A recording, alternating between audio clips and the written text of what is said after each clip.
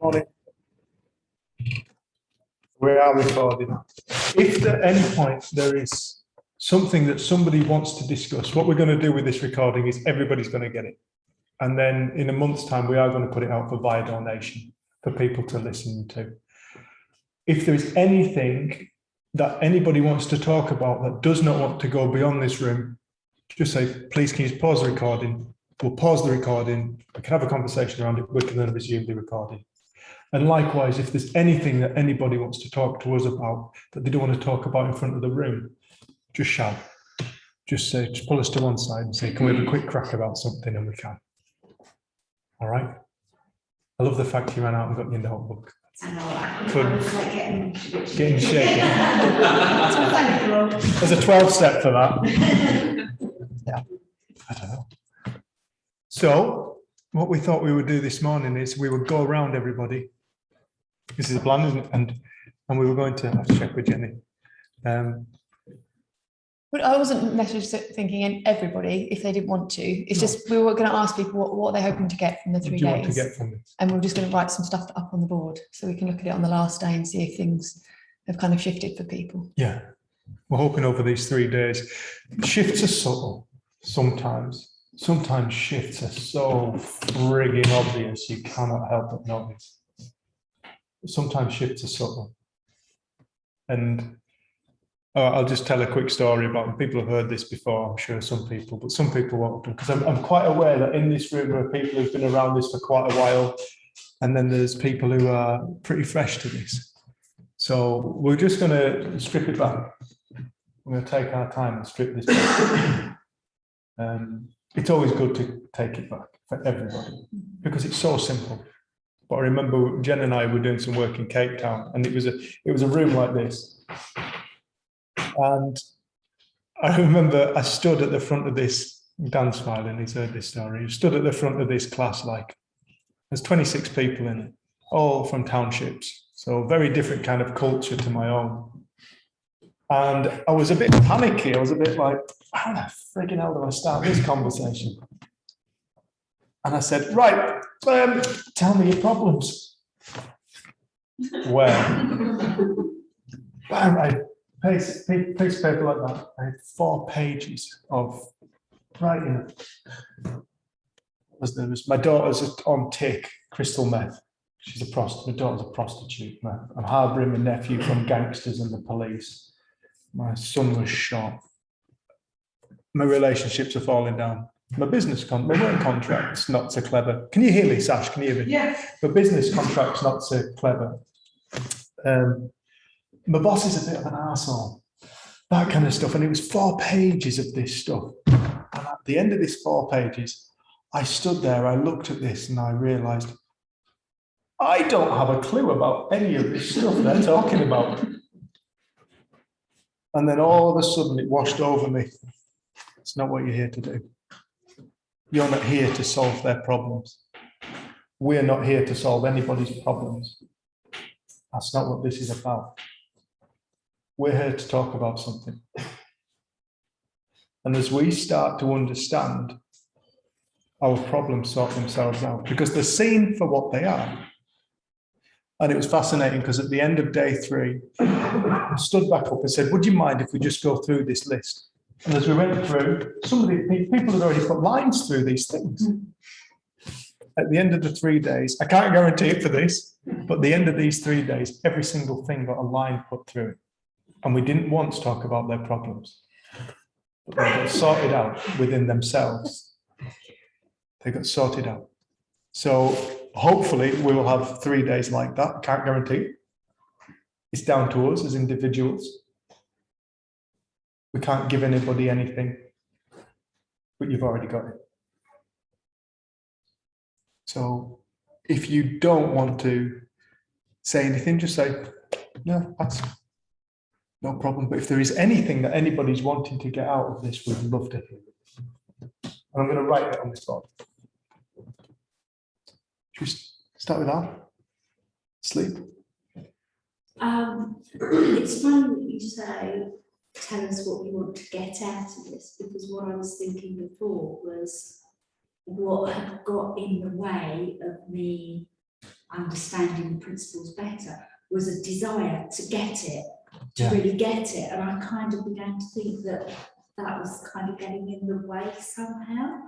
And so I just want to spend a nice, relaxing 3 days, hoping that it kind of sinks in itself. Does that make sense? Yeah, it does. I love that. I'm going to put it down anyway. I know it's not what you've actually said, but I'm actually going to put down getting rid of the desire to get it, Yeah, that's it. Yeah. because I think that's such an important thing. Right, any spelling mistakes? I'm just making sure people are aware. No.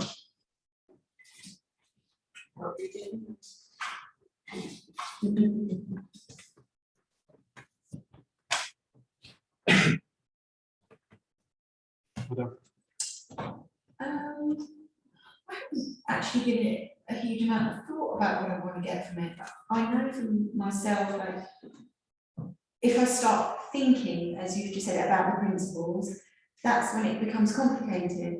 When I just feel the principles, that's when everything gets a lot more settled down. So I'm hoping I'm just going to feel the principles. I think that's the same as what you said, but it's slightly different. You said. And just for Ali, now, when we go around, can you say your name also? And then Kelly. we did this last night, just we went around and got everyone to say their name, so you don't have to remember everyone's name. So it's Barry, just back to where I was last night, and I'm just here to deepen my understanding. Whatever that means, whatever shows up.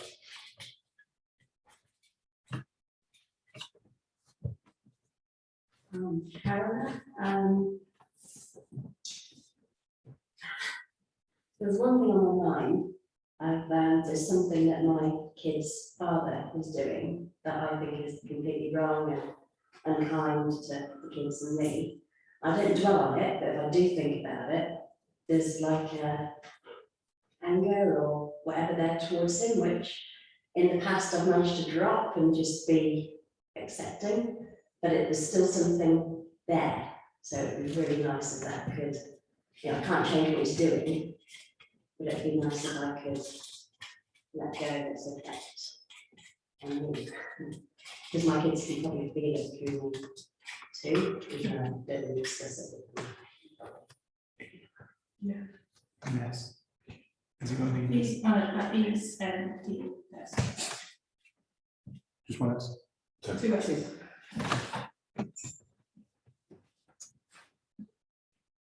I'm being mistaken, Jim.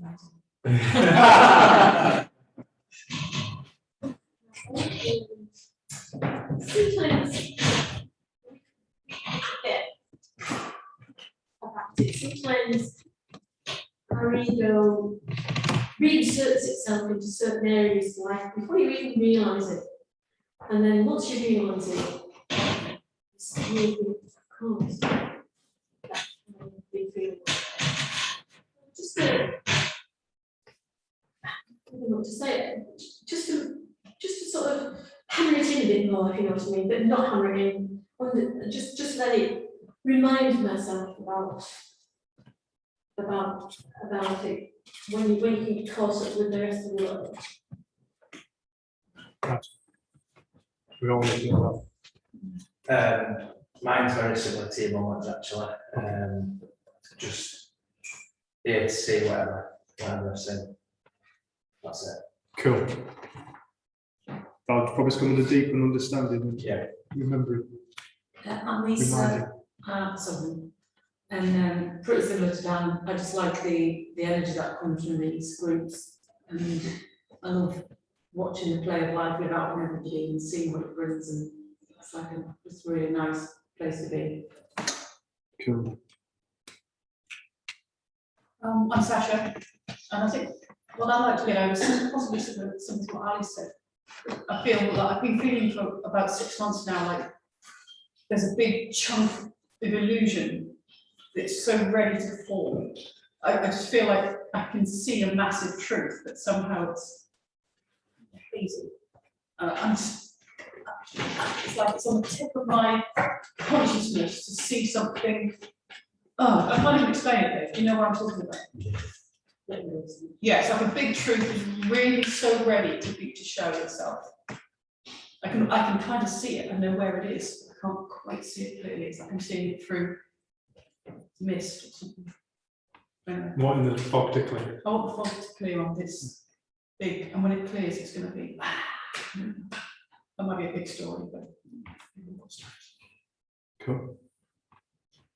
Mike, very similar to Ali as well, actually. But I wanted to say something that had the word disestablishmentarianism.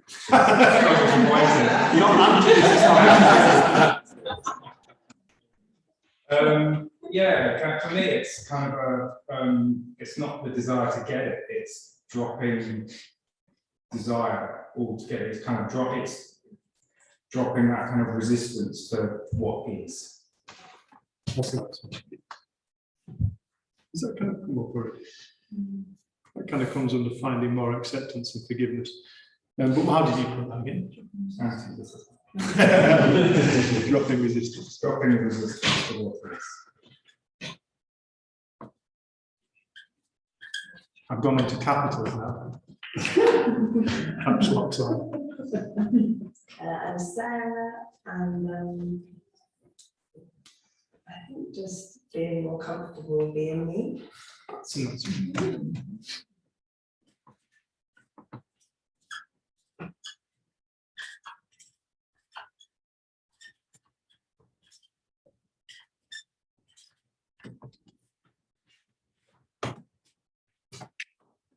I'm here, and I was just going to say I don't know because I haven't really had put time in to think about it, so I've just arrived last night. But I'm already having insights, which is great. So I think it's about a little bit about just allowing myself to be happy is a thing. It's playing in my head.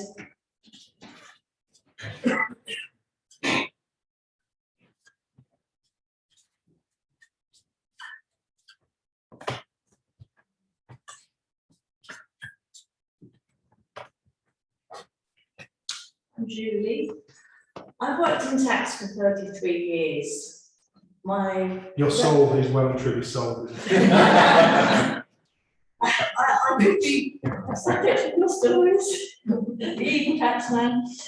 I'm very good at using my intellect, very good, and it's served me incredibly well. And I'm very bad at letting go of using that intellect. I've heard a few things, little things, but it's really quiet. It's a really quiet voice, and it doesn't shout the same way as the intellect shouts.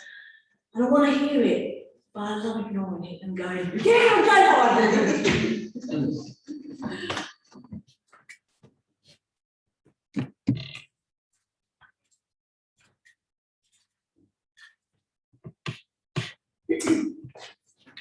My name's Denham. You asked me this question when we spoke on the phone many weeks ago, and I didn't know what to say to you. And just even from what you just said this morning, I suppose I want everything, but apparently I already have it, so nothing at the same time, I suppose. Cool.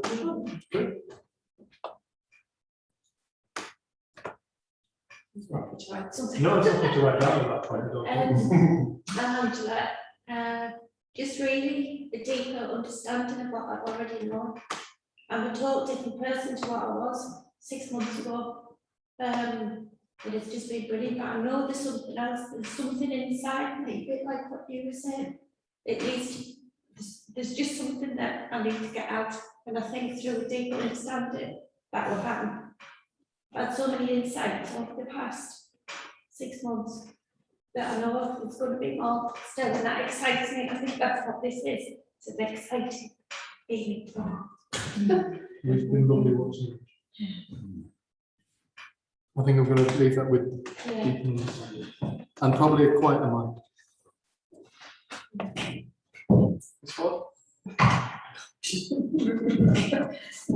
Cheryl.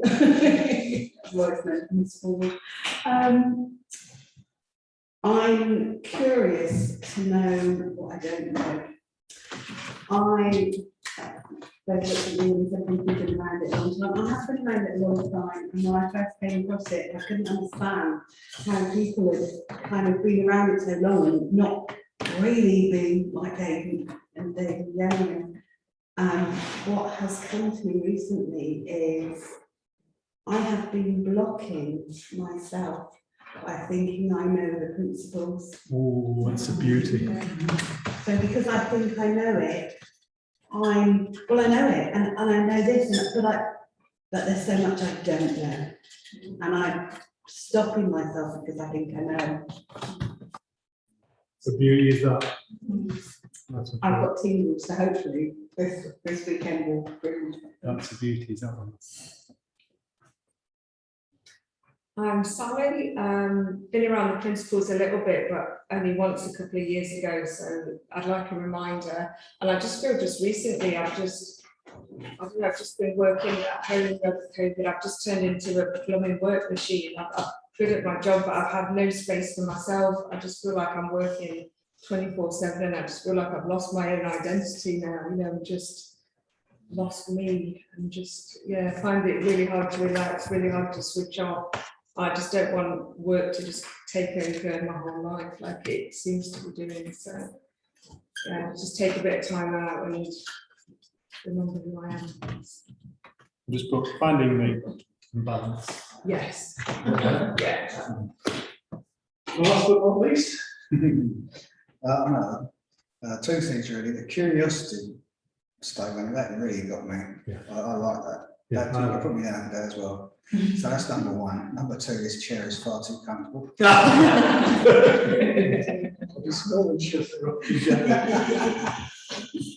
All right, cool. We do that. It gets out of the way. You know, it's really, really easy for us to come to these kind of things and when they're going to talk about my thing. If we put it up on the board, it's spoken about, we are aware of it. We might not address it directly, although we may, but just understand it is actually being addressed.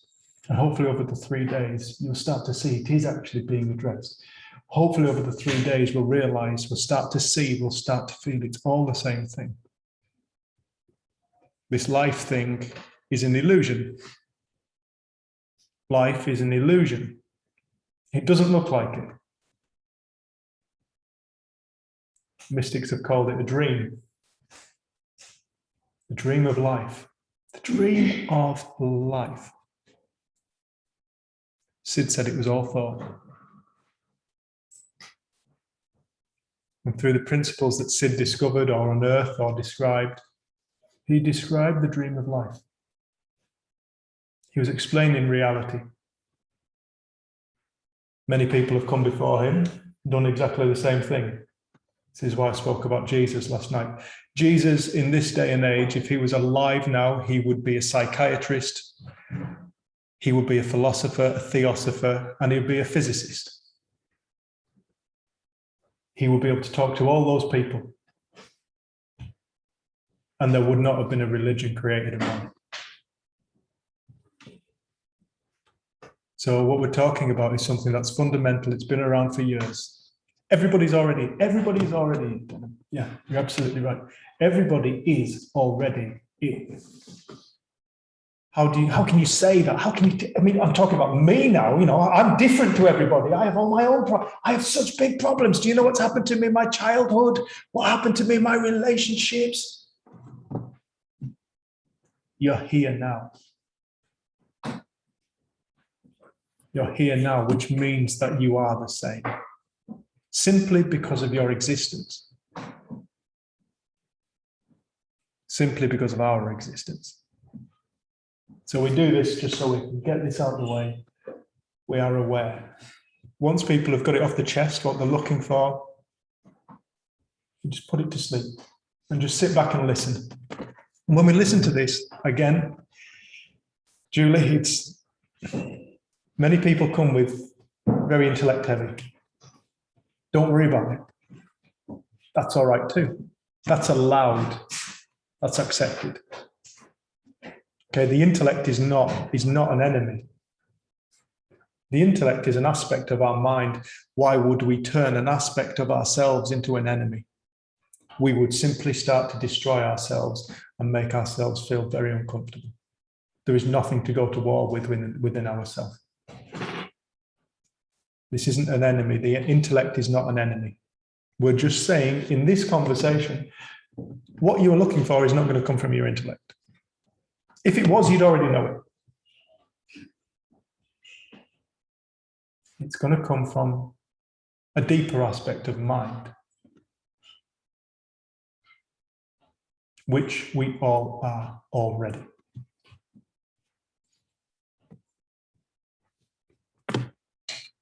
Yes, this morning I think I put that we're going to kind of introduce ourselves a bit and the principles just for some of the newer people. It's weird, like sat in this circle, like the first ever group I went to was maybe about 10 people more than this, but we sat in a circle with Roger Mills. And I had no idea on that first morning that change can happen over those few days. Like I thought change took time. I'd been in psychology, seeing different therapists since I was about 13 or 14. And I was really, really fixed with who I was and what my problems were. I had no idea that my mind was going to be opened in the way that it was. But it's interesting now, like that was 2005. And then I look back and I think, wow, what I thought I'd seen then, like I was still so limited. And I know that I'll look back at this time and what I've seen is so limited, but I hadn't realized, a bit like what you were saying, like sometimes just the smallest shift in consciousness can create huge change in your life. And I think because so much of what I experienced was like internal dialogue and internal kind of self-hate, and like so much of it was inside. Like I didn't really share it with many people, so it wasn't that visible to everyone how much I struggled inside. So the shift that happened was through the quieting of that mind, the quieting of that story of who I thought I was. So it was through a quietening and a kind of losing a load of thinking that I lived out of. And I didn't expect that, because you go on a course and you do expect to be given something or to gain knowledge. But I feel like it really was almost losing the knowledge, losing what I thought and finding what I already have inside. And part of me actually on that, even on those first few days, I thought, God, I know this feeling is familiar. Like it doesn't feel like I've felt it for a long time, but it's a really familiar feeling. And I could not describe it. So I went back to my family and they thought I joined a cult, I'd taken drugs, because it was like, I just felt comfortable in my own skin. And I couldn't put into words what I'd learned. I couldn't put into words what had happened, but I just felt all right. And I hadn't felt all right for such a long time. And I'd been told I wasn't all right. And I remember saying to Mum and Dad, like, God, when you started worrying about me and you started thinking there's something really wrong with me, that was when I thought, God, even my parents think there's something wrong with me. There has to be something wrong with me. And it's been so nice, because then like my whole family's got involved in this understanding in their own way.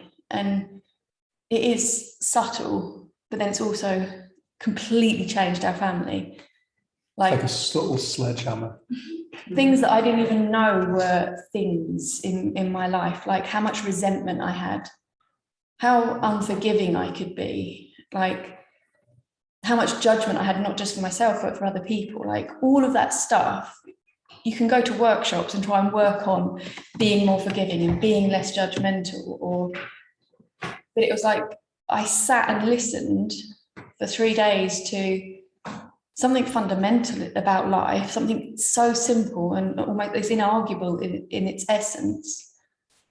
And then suddenly, like, I found forgiveness for myself, other people. I saw kind of through judgment and what judgment was. And it completely blew my mind, because I went from a world of fix, knowing what life was and who I was and who people were, to just a massive unknown. And it's from that space of like not knowing that we get filled with more. And then I've loved it, because I thought I'd found the key to life. And I was done. Like, I'm never going to suffer. I'm never going to be judgmental. I'm always going to forgive. And I'm like, wow, I've been floored by my own ego and brought to my knees by my own ego. But it's been such a different experience with understanding than it was before. Because I can see now how we're born into this life, and the principles describes the medium in which we are and how we are lived and what life is. We're supposed to have like a 3D full color experience. Like Sid saw through that and experienced that oneness, that sense of it's all the same stuff. But then he got to come back and be Sydney Banks the man, who had his own little things going on, and he could lose his temper and then calm down, and he was ordinary in that way, but he'd seen something extraordinary and he got to share it with us. And I think I get more and more I can't believe I got to come across this. Because life has carried on and there's been ups and downs and all kinds of things have happened, but there is this deeper sense of there's something so much deeper to us than the stories and the things we get caught up on. And a bit like Cheryl, like I keep calling me Cheryl. I keep saying it, Cheryl. I've known you for about 7 years. I kind of have got to points where I thought I knew the principles, and I'd kind of argue it with people and think the principles were better, and like that's been another trap. And then I've just seen like this already is life. This is what lives Rusty, our little Jack Russell.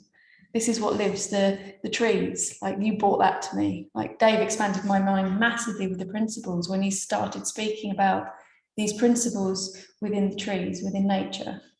And I kind of went from thinking I knew what thought was, because a lot of people think in the principles, I don't really know about consciousness or mind, but yeah, I totally get thought. And then suddenly Dave started speaking about thought in such an expanded way. I was like, I've got no idea what thought is. But I know that that is what's living life. And I just encourage people, like over these 3 days, there isn't something you're going to get. Like if you hear something and you get filled with a feeling, that feeling comes from within you. And it is that simple. And we can tell the difference when we're getting really heady and it feels very complicated to when we just relax. And it's not in trying to fight it when it gets heady. It's just about noticing the difference in feeling. And that the feeling does guide us, not to what we should or shouldn't do, but to where we are at in our mind. Are we getting really heady and trying to figure things out, or are we just relaxed and allowing life to live us? And that's just something that we can be aware of. Like it's subtle, but it's not a doing. This isn't about trying to fix our minds or make them quieter, or because as soon as we start doing that, it's the intellect trying to do something with the intellect. And it doesn't work like that. Like I know that my middle of the night thinking can seem just as loud and scary as my thinking as a teenager. Like for some reason, middle of the night thinking gets me, and like a fully body experience of it. And it doesn't matter what I think I know about thought and letting thought go, or future thinking at night is loud and really scary. And then the same kind of thinking can come to me in the day and I can let it go. And I think there's something about the principles that I've seen more, it's about listening, like really listening to ourselves and really listening to life and other people. It's about acknowledging we're never going to see a full picture as an individual, because it takes two to be able to see something. And if we really want, like I remember I've got a friend who's had his own experiences in life, and he just said to me, once it's seen, there's no one there to see it. And I remember just sitting with that statement for a while, and something in me shifted from trying to be a seer, because I realized that's in the illusion of duality, and there's never going to be what I wanted to see in that. And that just coming off my mind allowed me to feel more connected and kind of part of it all anyway.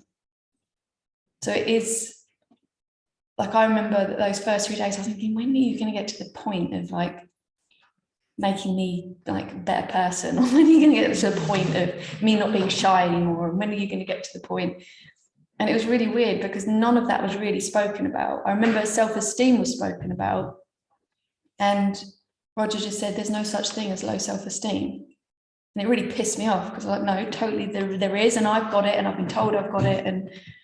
But that was like, I remember the first little pull of my string of like, what do you mean there's no such thing as low self-esteem? And that was the start of, well, then there's no such thing as depression. There's no such thing as insecurity. There's no such thing. And it was almost like everything was like, well, there's no such thing as that. Well, he's telling me that it's all thought, it's all belief, it's all creation. And actually anything that's been created is temporary, and that there's something deeper than that creating. And that's where, if we look, we start finding new. And I'd been looking in my creations for years, expecting to find something new. And it was stepping out of that and kind of going to the unknown and being like, I don't know anything. Like we always tell this. My nephew at the age of 6 walked into my dad and just said, the trouble is, Grandad, we don't know what we don't know. I think life's hilarious. And then he walked out, and my dad said he's like put his paper down and sat there for a moment. Wow, that was really profound. But it is that we don't know what we don't know.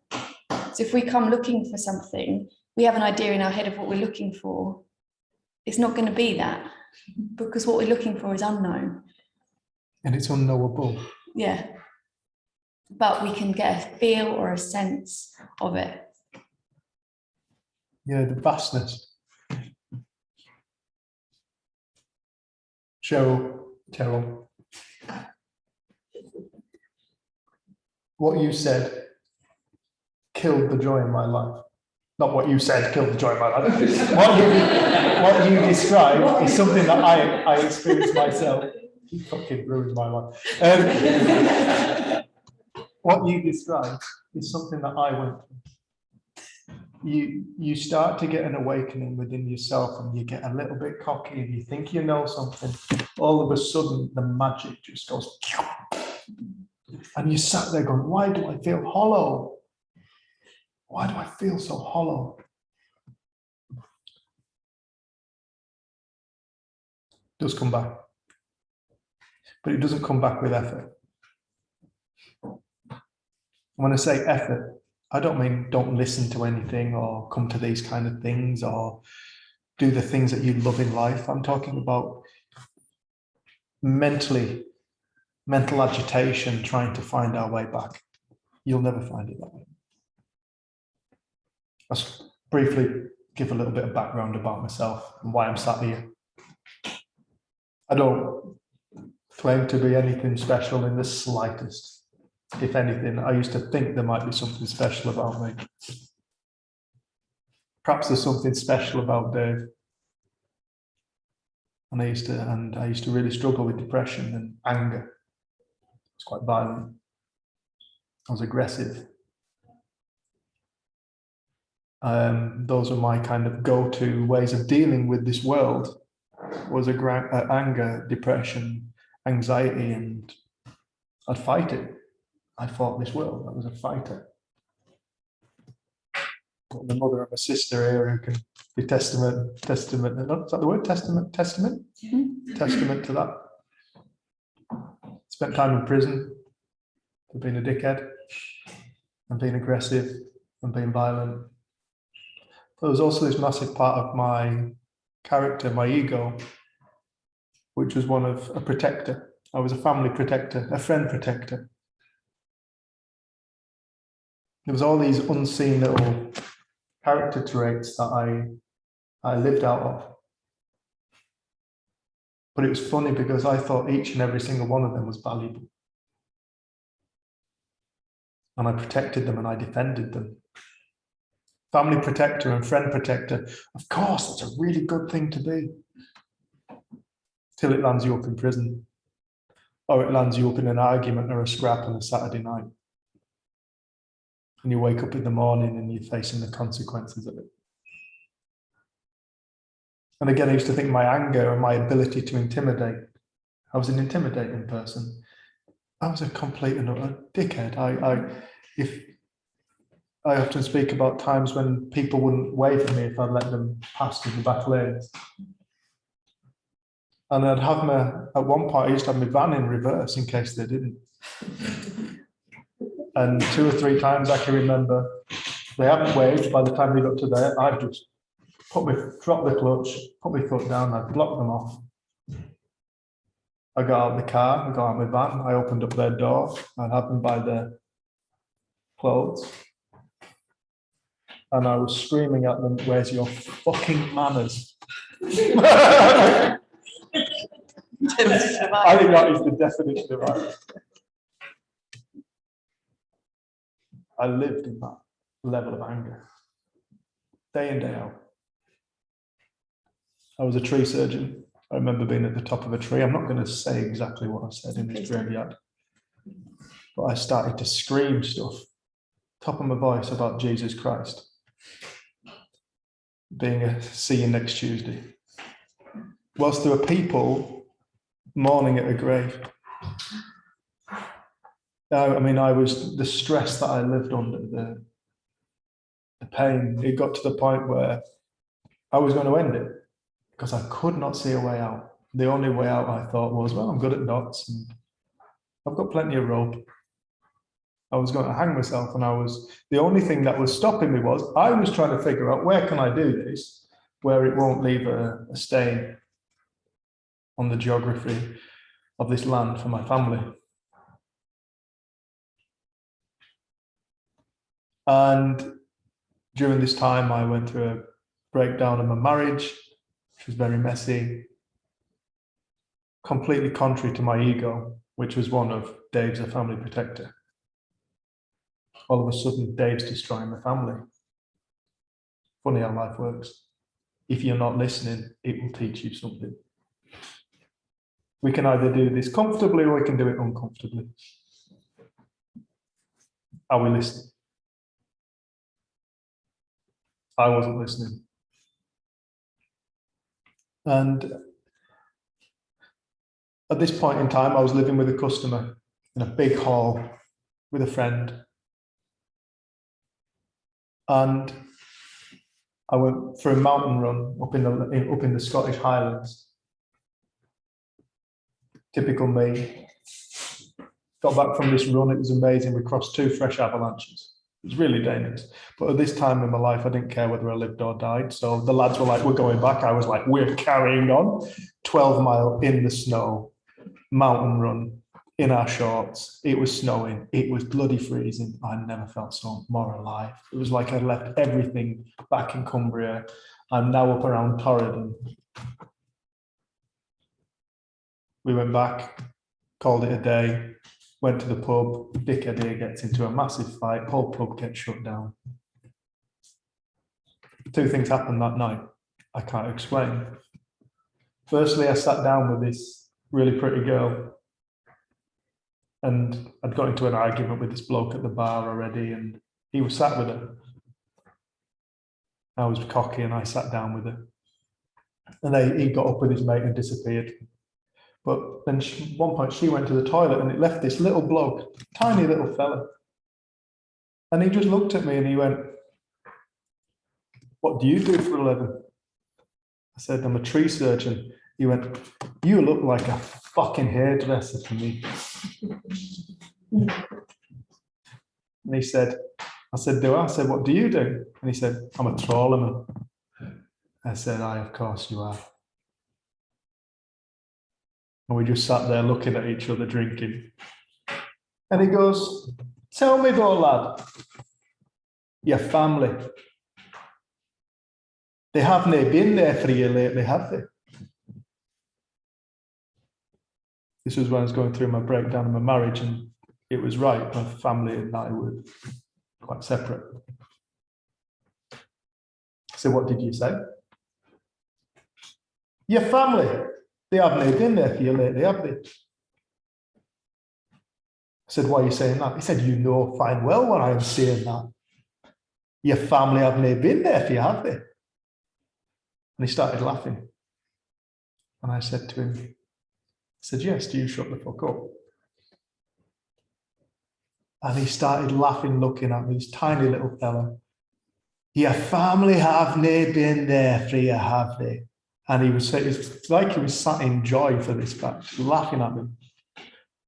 I got hold of his head and I just smashed him into the middle. That was it. Whole pub erupted, big fight, everybody outside. My mate Terry said to me, "Police are coming, Dave." I was like, "Of course they are." Said, "I'm going home."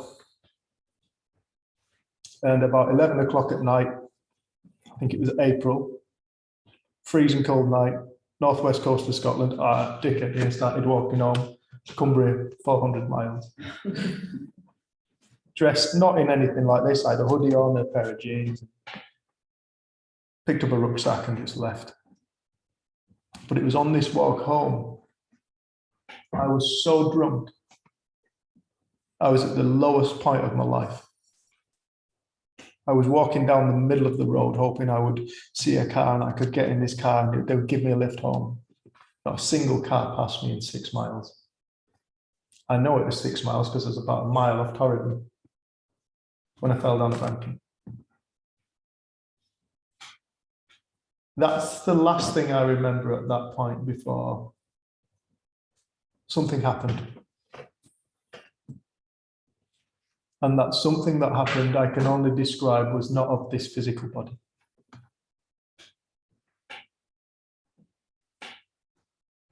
I entered into a space, I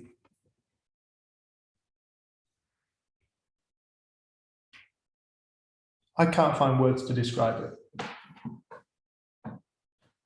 But it was the most beautiful thing I've ever experienced in my life.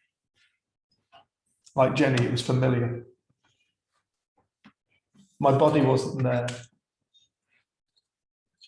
It was just the most beautiful, unconditional love. And it was the most real thing I'd ever experienced in my life. But I knew within myself, if I stayed there, I wouldn't re-enter my body. But for some reason, I was then pushed back into my body, which had found its way into the middle of the road and was sat down. And it was crying. And as I re-entered my body and I re-entered my senses, I was screaming, "Don't leave, don't leave, don't leave."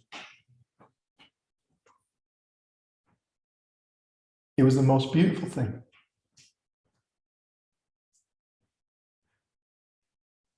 That didn't change my depression. But what I did find after that was I could ask for things. For some reason, after that moment, a realization that this reality is not it. This reality that we see now, we think is fixed and real. This, I had found another dimension of reality that was more real than this reality. And it was beautiful. And I found that after coming back into that space of my own human experience as being Dave again, I found I could ask for things and miracles took place. What appeared to be miracles took place. I could create things within the world. I could ask for things and things would take place. This was something new to me and it was very exciting. I won't go into the story of how I got home, but Lisa was part of it. Which was a miracle. Which was a miracle. Yeah. Can I just have that bit? That's really Please. good. Sorry. So I was on honeymoon. Coincidentally, I was on honeymoon in Torridon, and I didn't know Dave was literally 7 miles down the road in Shield. I didn't know that. And because I was away there and in this little cabin in the woods, I just turned my mobile phone off because it had been pretty hectic. And so, you know what? Weeks recharge, honeymoon, lovely. And I turned my phone off so that I could just have some time with you. And Ewan had his phone on and got my dad phoned. In fact, I exhausted just falling off the car. And we're all packed up to go hiking for the day. And on Ewan's mobile, and he's like, "Oh, hi, John boy, how's it going?" My dad was in bits. He said, "You know, Dave's on the phone and his mobile phone's broken and he's walking home from Scotland. He's had a fight." I was like, "Fucking hell, Dad, I'm on my fucking honeymoon." I'm just trying to get away from all this shit. What was here? Oh, there he was. He was there. I'm like, oh, I'm vulnerable. Just can't do all this shit. And with that, he just looked at me and he went, we've got to go and find him. And I was just like, oh my God, it's never ending. And so with that, we strapped the exhaust pipe up and he's like, come on, let's go. And we would tear out down the Golden Road. And it's really interesting now when I look back on it. In my head, I could just see, because Dave was actually on there with Sky, weren't you, when this happened?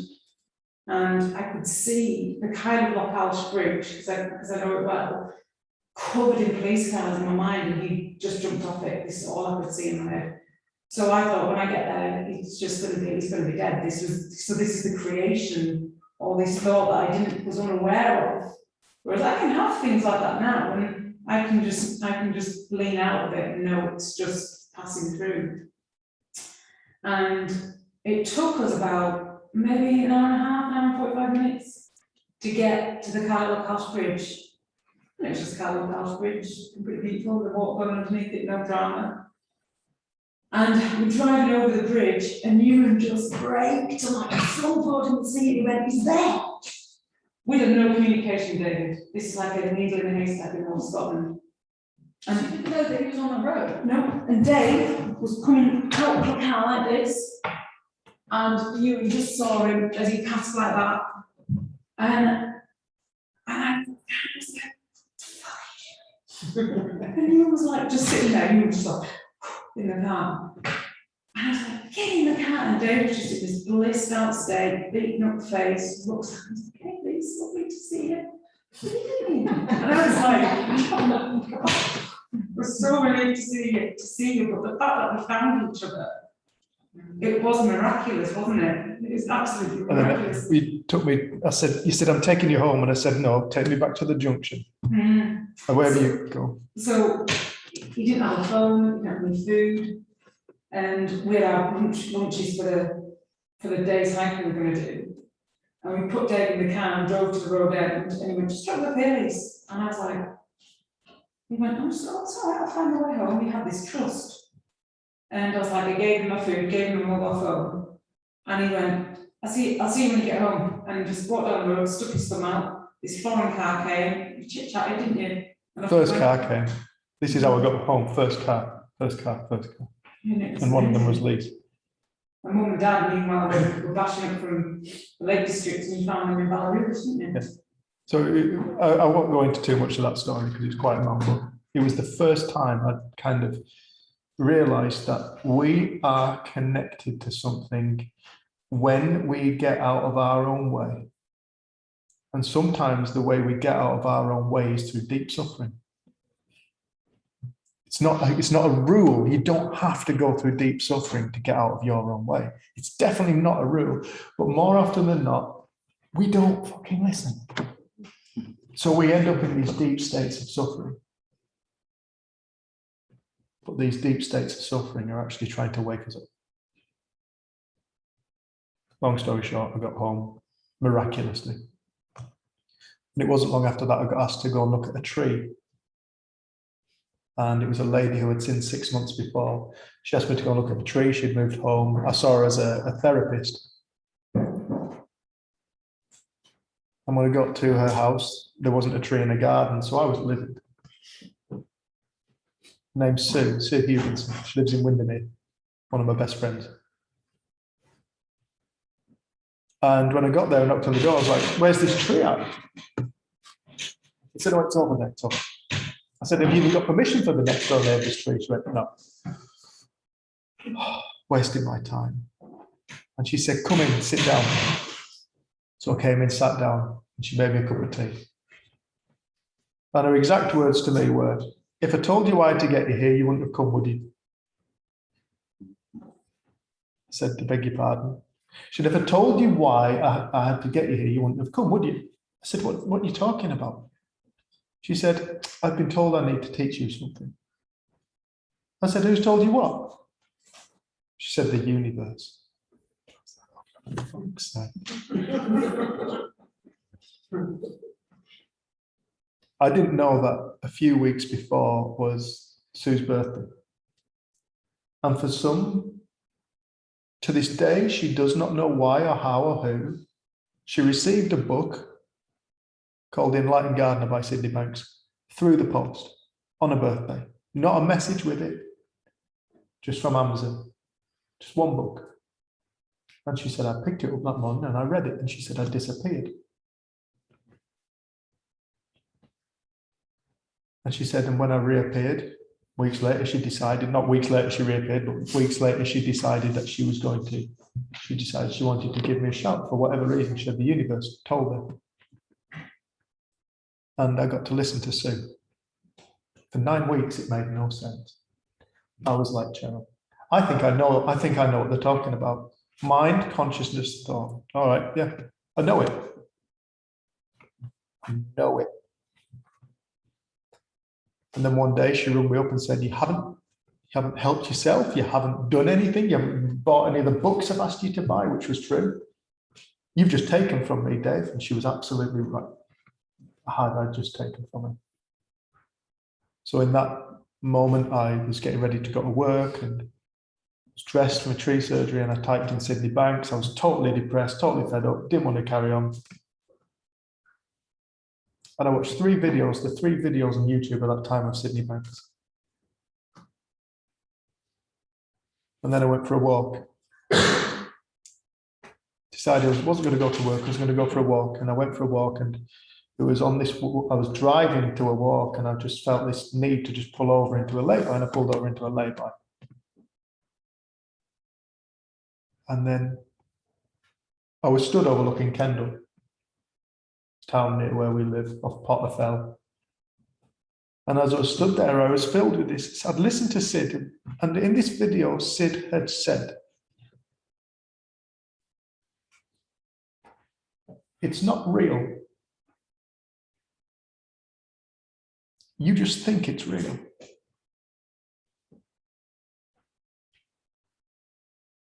And he was talking to psychologists and psychiatrists. He was saying, it's all an illusion. And you people are working from that illusion. You are trying to fix the illusion with the illusion. You must go before the illusion if you really want to help people. It's not real. You just think it's real.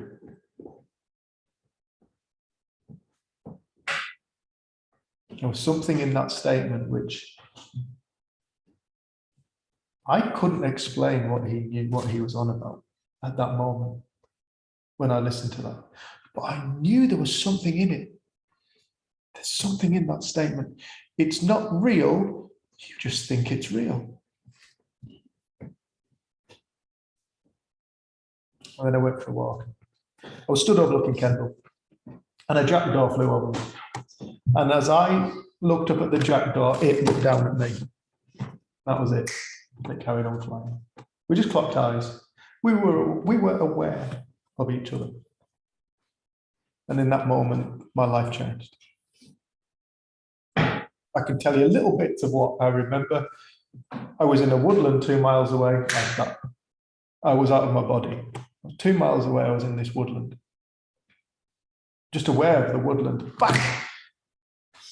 Looking over the wall, back at my body, stood there.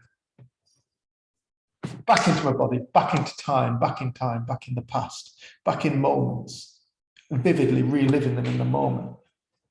Back in my body, down the lane, back in my body. This all happened like seconds. I can't really explain any of it other than we are not what we think we are, and reality is not what we think it is. There is, within every single one of us, infinite dimensional capacity. We can travel through time and space without the body. We are infinitely attached to knowledge. I remember coming back, when I came back in my body in the first few seconds, I was told, there are gifts within consciousness, within thought, that humanity is not awakened enough yet to fully utilize.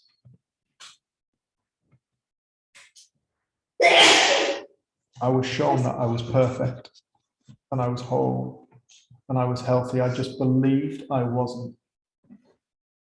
And then I went home and I remember, like you, Jen, my mum and dad and my family thought I joined a cult.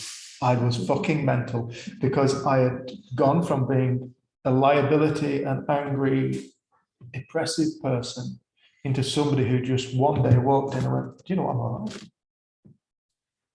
And because I was so full of this vibration of love, I wanted my whole family to have it. Now, my family knows me pretty well by now. If I get the bit between my teeth, I go for it. And I was like, you're going to get this, you're going to get this, you're going to get this. They were like, get away from me. The evangelical stage. Yeah, I was very evangelical. But I knew I'd found something real and true. It put my life into perspective, and what it showed me was, I don't know anything. You can't know. If you think that this is it, it appears limited. It's an illusion. This is not it. This is an aspect. This is a fragment. It's a potential. Within each and every single one of us is infinite potential. This reality that we see, it is a dream state. It is a dream state. That's why Sid said it's all thought, it's all consciousness, it's all mind. It's a dream state. It appears real. It appears as a reality. We think it's real. We think it's fixed. We think it's who we are. We think it's what we are. We're unaware of the changes that just take place naturally that are so evident. We're unaware more often than not of the everyday realities of other people, which again prove that our reality is simply an illusion. We're unaware of the workings of time. We're unaware of the workings of nature. More often than not, humanity believes it isn't nature. It thinks it's something other than nature, and it thinks it's above nature, and it thinks it's separate from nature. It thinks that the principles that apply to the human don't apply to the fish, to the fungus, to the tree,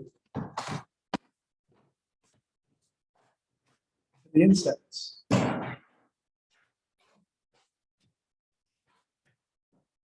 Right, look.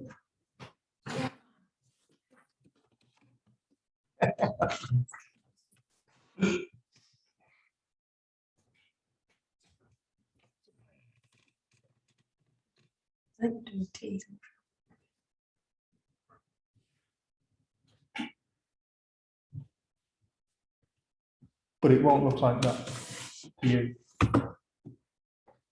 I remember my mum coming back one day after being on a walk, and she said, I've just had one of the biggest insights. I said, what's that, Mum? She said, I cannot have your experience. No, you can't. You have your own. So it doesn't look like what you think it looks like, even as I've described it. We then create a mental image as to what it should look like. And we go in search of it.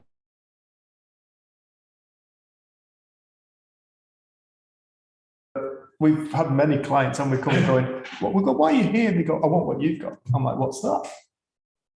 And they'll go, what's that look like to you? And they'll go, well, you're always happy and you love everybody. I say, false and false. I don't always love everybody, no. Sometimes people piss me off. And I'm not always happy. And this man also said, I want the freedom that you have. That's what he said. I want the freedom that you have. And I said, oh, what does that look like to you? He said, you're always happy and you love everyone. So I'm not always happy. I don't always love everyone. I said, but yeah, I said, I do have freedom. I am free to feel all feelings. I'm free to feel the anxiety, to feel the worry, to feel the anger, I'm free to feel it. There is no such thing as a wrong feeling or a wrong thought. Is that a beautiful saying, isn't it? That when I was talking to Beatrice Rachel in Wales, she said, I heard something today, she didn't really get it wrong. She said, comparison is the thief of all joy. Absolutely. So the moment you compare your life to somebody else's, you're missing your entire beauty of your own creation. Absolutely. And other times people have said, will say, what do you think you're looking for? And they'll say, I'm going to be at oneness with God at all times. It's the only state of being that truly is.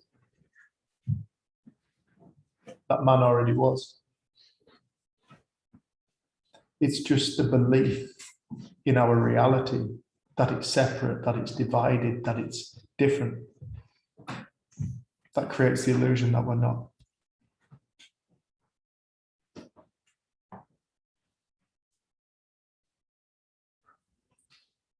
What time is it? It's 15:15. 11 it was. Oh, it's 11. Yeah, we're going. I don't know if, I think we just get cups of tea in whenever we want. How did that look, Kel, out there? What are they doing? There's a lot of food going on. That's for lunch, I think. Your lunch is at 12. So 12? Or 12:30. Please, would you go find out what's going on?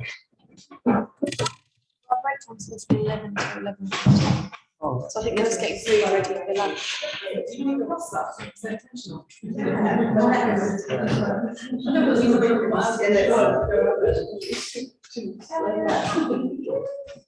So there isn't a loo in this building, we go to our own. go to your own website. Yeah. You can use mine if you want, just through the door there. I don't know. As long as you leave the same family. Yeah. Don't clean the skid marks. Just walk straight, keep going straight. Straight. Straight in front of me. Yeah. Well, right, we'll make a start again. Thank you, everyone.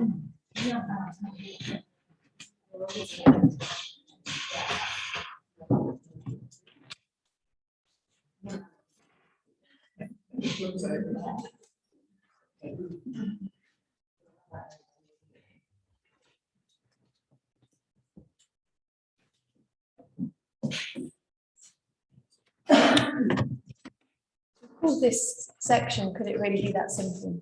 I'm just going to speak a little bit about the principles. Can you hear Sash? Can you Is hear? it loud enough? Yeah, it's you that's tech. He was probably based there. Just recently, the 3PGC, which is the Three Principles Global Community, released a few more of Sid's videos that hadn't been seen before. They've just had them edited. And it was interesting because one of the things he said I hadn't heard him say before, and he said people keep asking him, why did you take this to psychology? Because actually what happened to him was like a deep spiritual experience, like an enlightening experience. Why did you insist this had to go into psychology? Why have you taken the spiritual out of it? And he said,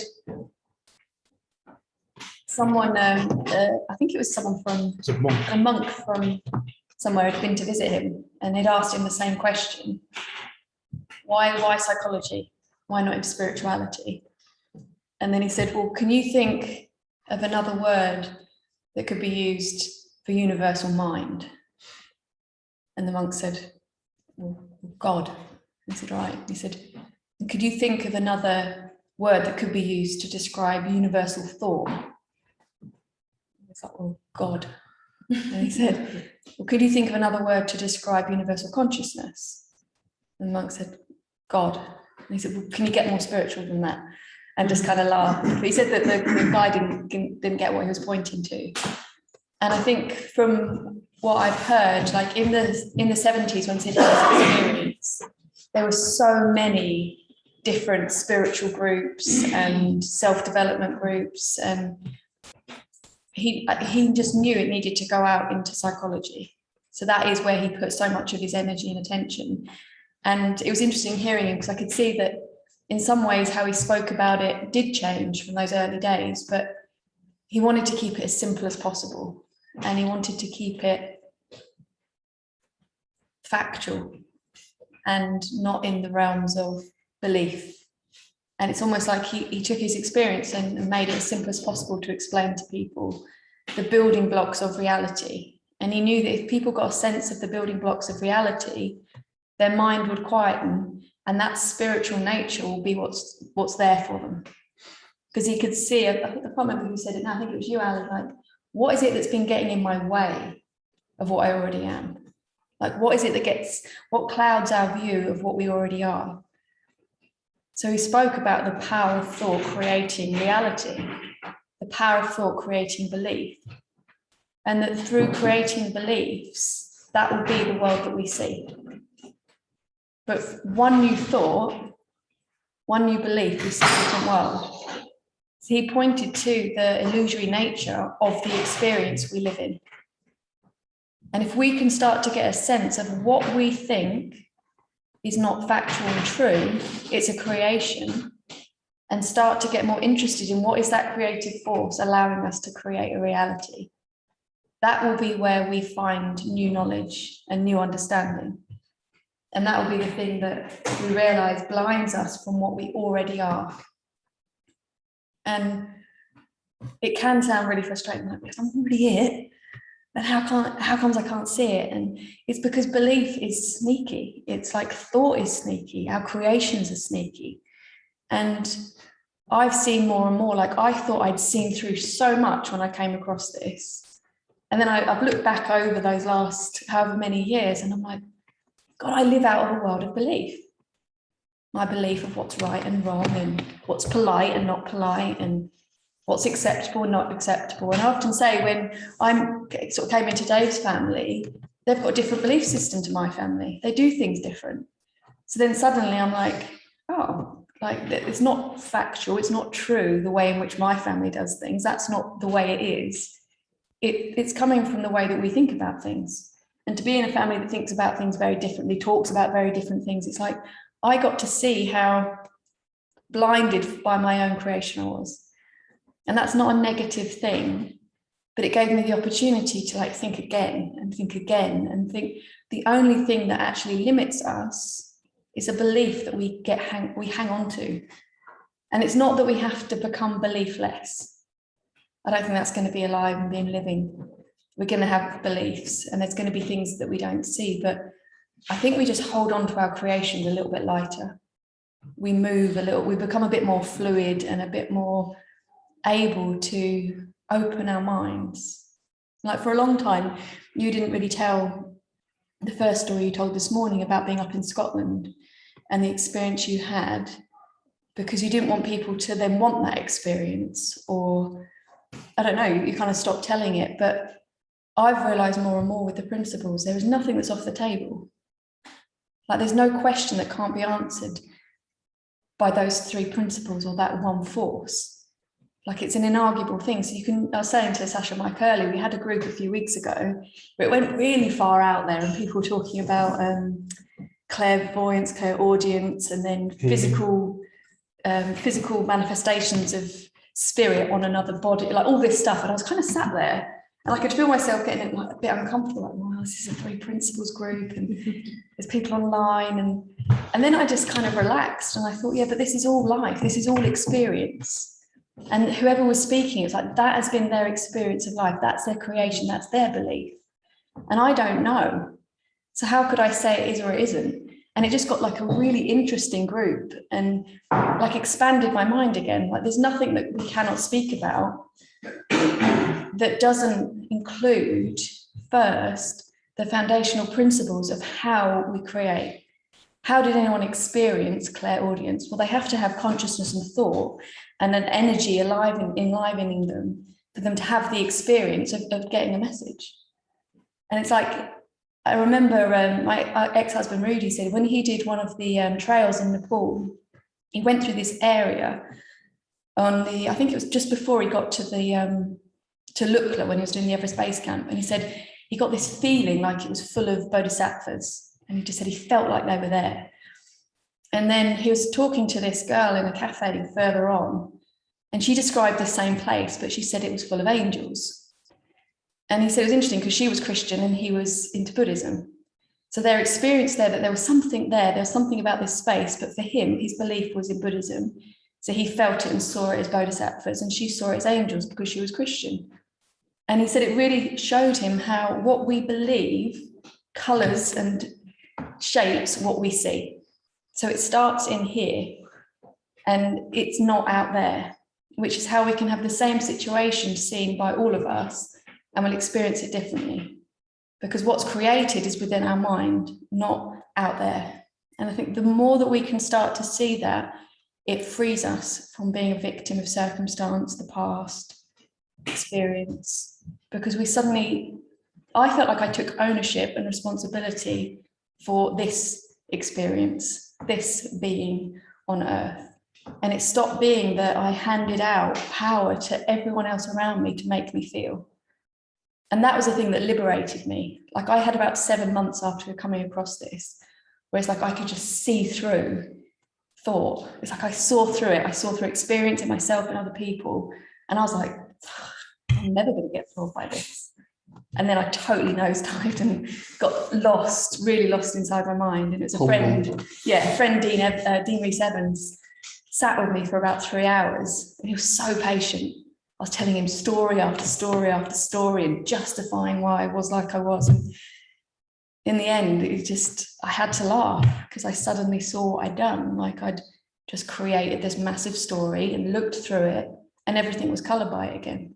And I remember Roger described it as having really scratch glasses, looking through scratch glasses. And he said, all the principles does is it allows you to clean off some of the scratches and have a clearer view, but you're always going to be looking through glasses as a human being here.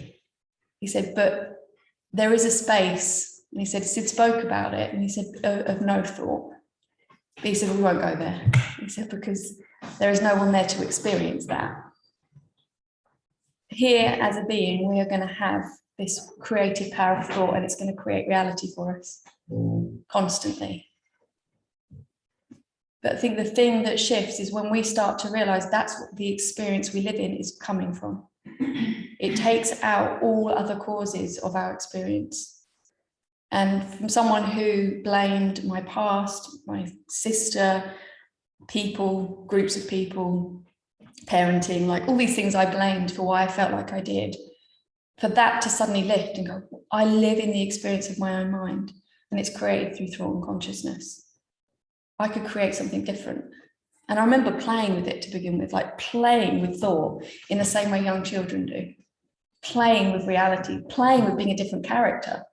Like there'd be times I'd just go into like being hyperactive and chatterbox and just not, and I'd sort of come back from it like, oh, I don't know if I like that character. But it was a weird experience because suddenly this fixed person who I always used to show up as was showing up as something else. And that's what happens when you kind of start to recognize there is a foundational force in life and we're it, and we're going to continually create. But what we don't realize is we keep creating the same old stuff. We keep reliving the same old stuff because we don't know any different. And then we'll keep getting the same experience. But it's not none of it's fixed. None of it is factual, which is why if we can, for a moment, put down what we think we know and be open to something new, it can blow our minds. And I think there's been so many people that have been around this a long time and they'll be like, oh, I'm still waiting for that experience or that massive mind-blowing experience. And that might not be how it happens for people. But I've loved, generally, when I've gone to conferences year on year and seeing people over the years, you see continual change and shift and insight. There's so much movement in people that come across this. They don't seem to get stuck. And that's the thing that I've loved. Like, it's an evolution, it's a shift. And Sid, apparently, out of everyone that had been around him from the early days, he changed more from 1973 to 2008 when he passed away than anyone else around him. They just said he rapidly changed and moved on. He was not fixed. And I remember asking Keith and Valda, like, what was it for you guys? Like, what was it that changed? And they said, it's almost like we could have thought and drop thought, have thought and drop thought, more and more and more. And I think I'd got it, my idea of the principles was that at some point I was just going to live on this like state of perfection and this, like I had my little idols in the principles who I thought had it. And when they said that, I thought, that's really ordinary and that's really human. To have thought, get caught up and then drop it. But that was the thing that's different for them, was that they said they dropped it quicker. Like yes, they'd get annoyed and then they'd see what was happening and they could apologize. And it wasn't about getting anywhere. It was about seeing the nature of what creates reality and then allowing that to be.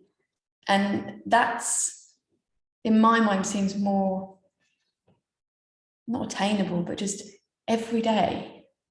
Because I think sometimes we can make this big experience that we want that's far, far away from us, it's over there. And that seems totally like far away. But what Sid was trying to tell us is, no, it's right here. It's so much closer than you think. The moment your mind clears, the moment you drop a belief, that moment just before you fall asleep, when everything has cleared, because otherwise you wouldn't fall asleep, that's the moment when you're in your essence, beliefless for a moment. And then we experience what we already are. And then it kicks off again. But I think we're all almost asking for like flatline. Like we just want to, I don't want to have to feel that, and I don't want to feel that. But I like that stuff. But this isn't life. Like we are going to feel stuff. But with understanding, we can feel anything, and we become less and less and less afraid of our own experience, because we become more and more aware that experience is a temporary manifestation of thought. And that we're not separate or different, or there's nothing about us that's not going to get this more than somebody else. We're already as much of it. And I think that's the nice thing to realise, there isn't anywhere to get to. And I thought a deeper understanding would come with being more like, or being able to talk about it in a certain way. But I've realised more understanding or deepening in a way has been like, I haven't got a clue. I haven't got a clue what I'm talking about anymore. I haven't got a clue, because it's getting less rather than more. And like we used to, like back in, I think 2006, 2007, we used to do a lot of iDonation events, and we'd have like big groups of people about like, how are we going to fit everything into 3 days about these principles? You need to tell everyone, how are we going to fit it in? And then over the years, it's like, freaking hell, we've got 3 days. How are we going to fill it? Because it is so simple. But it does get filled. Like the space gets filled, and it's not in the words. And I think I used to get really nervous before retreats or weekend events, not just about having to sit at the front, but about would people hear something, would people enjoy it, and it's like so nervous. And now I've realized there's something about being in a room of people talking about this. There is always things that are seen. It's always, like it's never not been that way. And it's been so nice, because I think how it all started in like groups in a living room. And now I have got no idea around the world who's speaking about this. Like in the UK, back in 2005, I pretty much knew everyone around the principles. Now I have not got a clue. And like and it has changed. Like we listened to Sydney Banks' son on a webinar, and they said, do you think what's shared now as the 3 principles, there's any resemblance to what your dad spoke about? And he just went, no. But it's almost, I remember Linda Raymer said to us, she was someone who's been around this since the 80s. Yeah, she's a recovering intellectual is what she calls herself, isn't she? She's genius. But she just said, Sydney Banks knew that his experience, the 3 principles in the way that they came to him, would die with him. But it didn't matter, because he knew that what he was really trying to do is light something up within people for them to guide themselves. And that's all the 3 principles really wants to do, is light something up within each of us, which already exists. And then we live our life, and we know how to live our life. We know how to navigate life. We know how to go through difficult times. We know how to live. It's like light that space up, and then you can totally trust that people can live. So they didn't need to have his experience or have his principles. Like some people have been around this years, and the principles makes no sense to them. They never speak about it, but something lit up within them. And that's the point. Like this isn't about having to take on the 3 principles, or like we were Apply them. speaking earlier saying, you know, everyone thought, oh, I have to drop everything else I've ever done because this is it. Like it's not that. Everything that has been created has come from these principles. Everything, all experience. It's pointing to, I remember you spoke about it once in the Lever Conference, these are God principles, these are foundational principles. So everything after that is not it. It's a creation of it or an echo of it. But I always say to people, if you go away from learning about this feeling more restricted or less free in life, that's a misunderstanding, because this is offering, reminding us of the freedom that exists, the freedom that we are.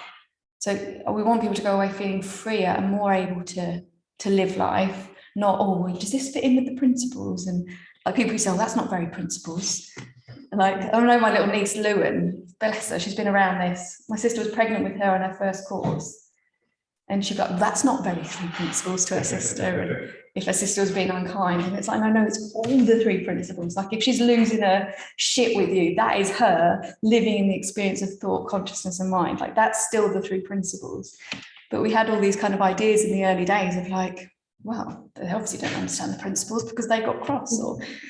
But it's trying to describe total, like everything. And there isn't any judgment in that.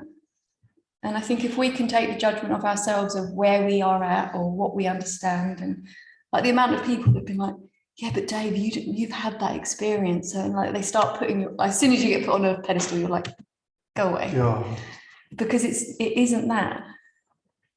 It's something that's the same within all of us. There isn't more or less of it for some of us.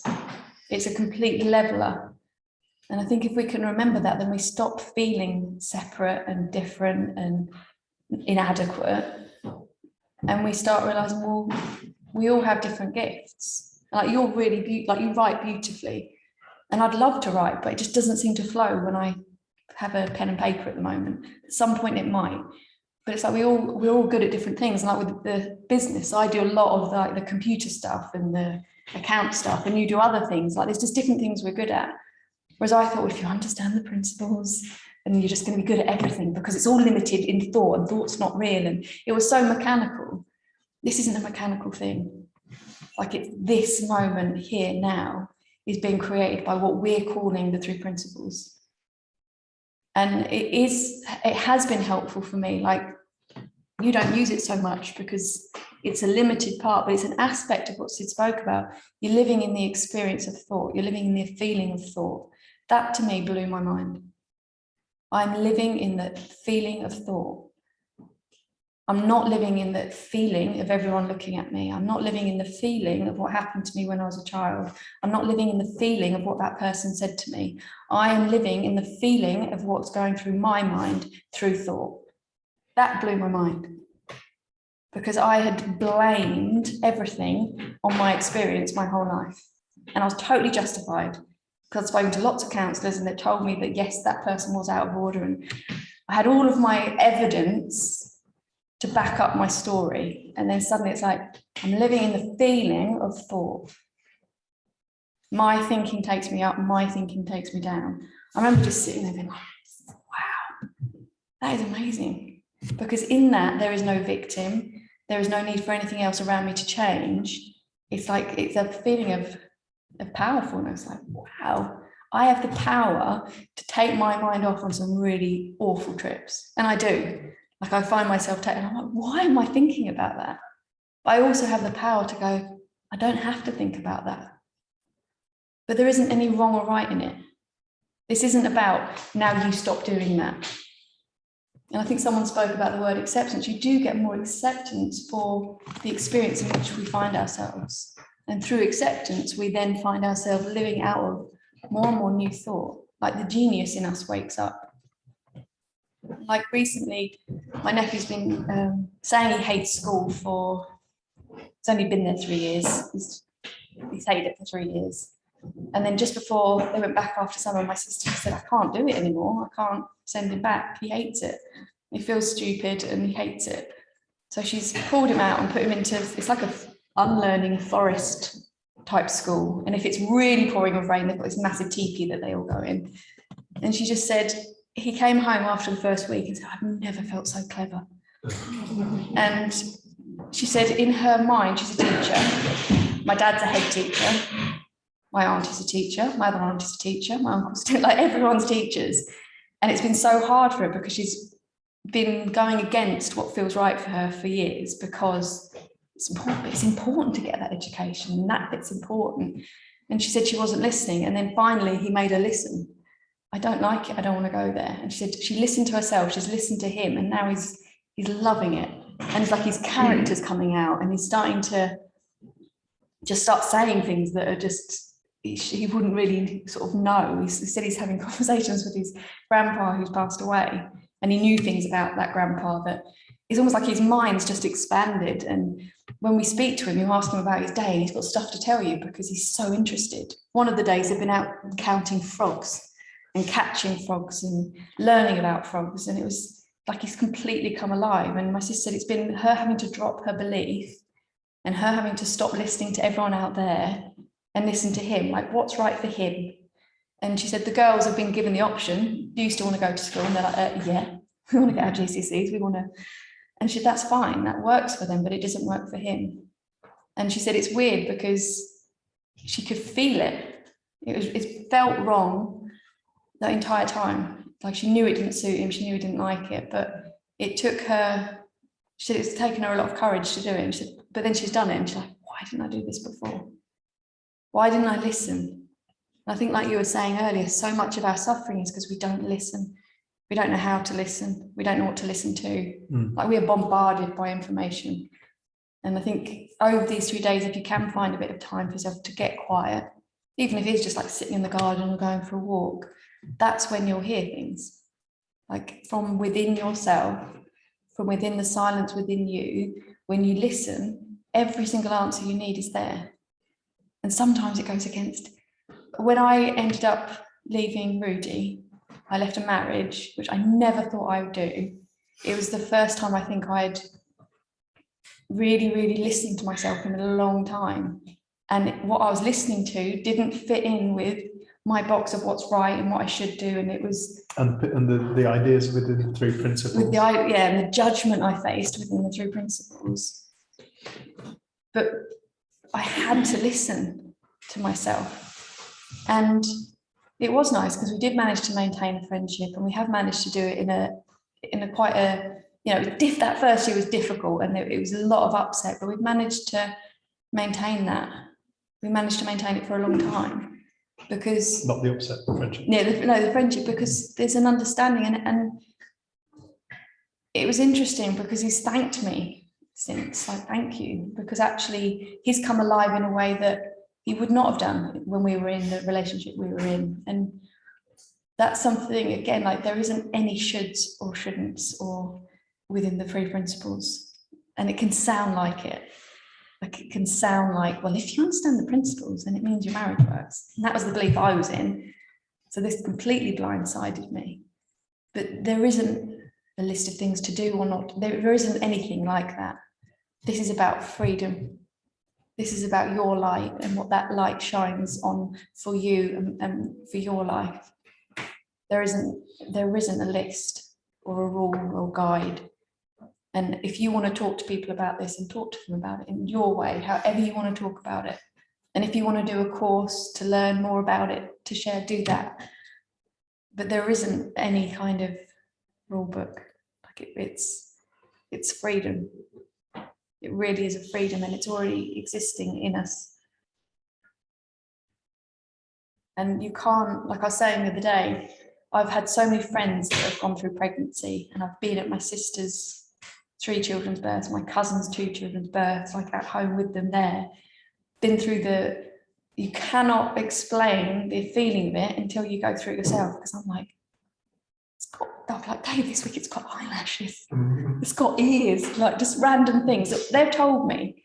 And they're like, oh, the feeling of it inside you. And I'm like, oh yeah, that sounds nice. And they're like, oh, it's the size of an aubergine this week and things like that. They tried to explain to me what it was like to be pregnant. And I thought I had some understanding, and then suddenly I'm pregnant and I get to experience what it's like. And that's the same with the principles. Like us at the moment, it's like me trying to explain what it's like to someone to be pregnant. We're trying to explain what it's like to have a feeling or a sense of the principles. But you'll know when you have a feeling or a sense of it yourself. It doesn't come from someone else. It comes from within you. And that's the good news, because when you leave here, you go with you. So it's nothing that you're going to get here that you could leave here. You'll take it with you. And I think that's the good news. And to me, it used to be the bad news. I remember someone saying to me, wherever you go, there you are. I was like, that is true. I thought I could fly to South Africa and suddenly be a very cool traveller person, but I wasn't. I was still really shy and insecure and didn't want to talk to anyone. But the good thing with this is anything that we see, anything that we realise, we take with us. And I remember Roger said on that, probably on day 2, he just went, and by the way, it's too late for you all now, because you've known something, you've heard it. Because there's, even if it's a tiny seed that's planted, it will grow. It will grow within you, because I feel like at the moment there's more and more people waking up to this. We're having so many conversations with really young people. Can you see all those birds out there? Yeah, they will just come I up. think I'm mad, aren't they? They'll be to your right as well. A little bluebird, are they blue tips? Oh, I'm getting totally distracted.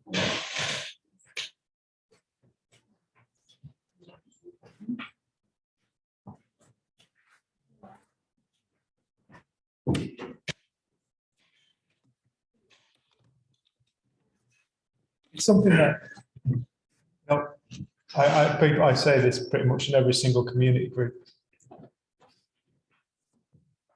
It's something I ask people that come to see us. Because I feel like it's a question that, when you really look at this question, you get a sense of something that it's such a simple question. But it's a question you look at and you go, why have I never asked that question before? And I like to ask people the question. You're obviously here. I'm not saying this is true for everybody here, but clients who come to work with, you're obviously here because you feel like you're having a hard life. Yep. Okay. What is life? What is it? What is life? What is it to be alive?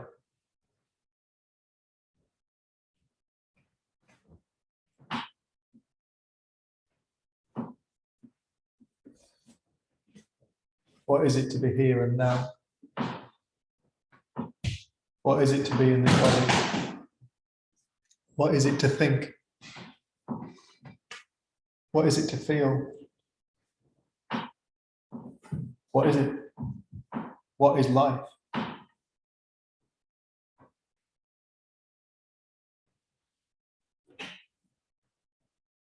I haven't heard one single person attempt to give me an answer to that question. What is living?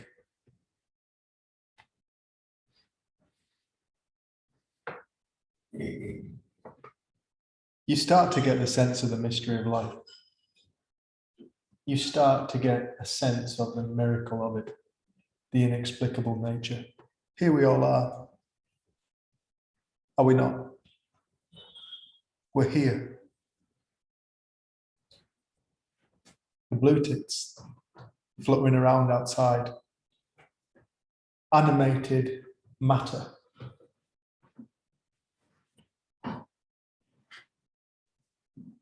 Consciousness in form. Dreaming beings.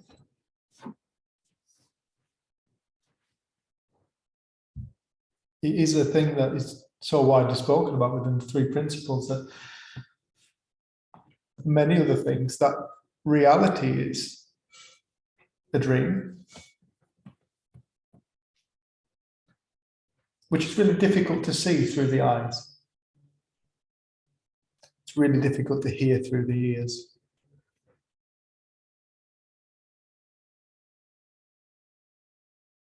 Or taste with the tongue. Smell with the nose.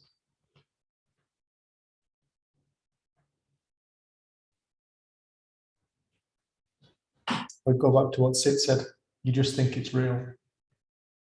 It's not real. You just think it's real.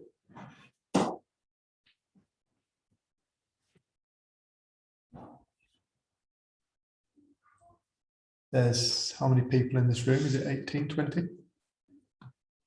20 odd people in this room.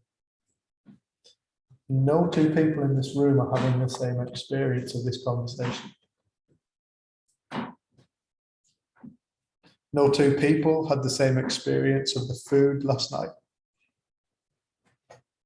No two people have the same experience when they look out the window. No two people have the same experience when they hear these words.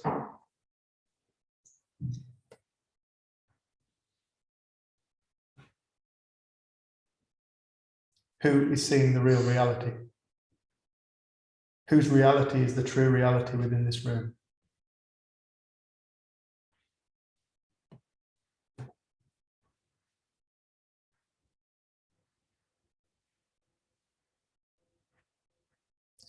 You take that room, you take this room and you expand it over the country, and you say there are, what, 63 million people in this country, something like that. No two people in this country see the same country. No two people in this country see the same reality. Who in this country sees the true reality? Expand it over the world, 7.7 billion people coming up. No two people on the planet see the same reality. Denham, you've got two girls. Yes. Born of the same genetic makeup. Sorry, Sterling. Born of the same genetic makeup. Yes. Same father, same mother. Yes. Two very different characters. Absolutely. Each with their own likes and dislikes, their own preferences, their own anxieties and their own joys.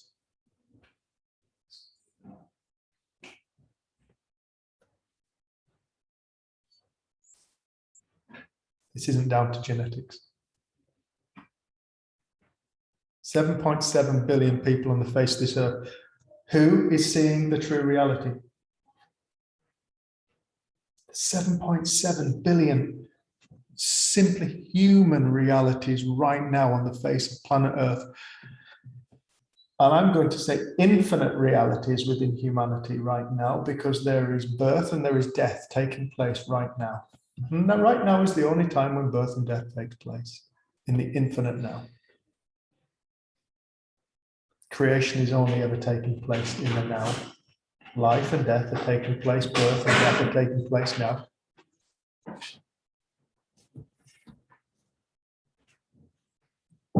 We think the way we see the world is real and true and fixed and fact. This is where I got stuck. This is how I ended up getting stuck in my life and being on antidepressants, taking drugs, alcohol, fighting. Because I was so afraid of reality, I thought this world was a terrible place. I thought reality was an external event that I observed. I observed reality, and it was almost like in that capacity, in that paradigm of I am a person and I observe reality, the world outside of myself. It was almost like my presence was irrelevant to what reality was happening. It's an irrelevance is my presence, which kind of rendered me as totally useless. Not necessary, a victim of circumstance. And on that day on the side of Potter Fell, I woke up and realized, fucking hell, that's not how reality works. Reality is not outside of myself, it's within. I am creating my world of suffering. I have been creating depression. my reality is only seen by me. And I have spent many years with my sister. And sometimes we have the same genetic makeup, like Denham's two daughters. We've seen very different worlds. We've had many an argument. If you look at an argument, if you really look at what an argument is, it's two different realities. Proof right here that reality is a subjective experience. Reality is a subjective experience. Two people arguing, no, my reality is real. No, my reality is real. Trying to get the other person to see reality like they see it. It's impossible. They can't. And they never will. Nobody can see the world how I see it.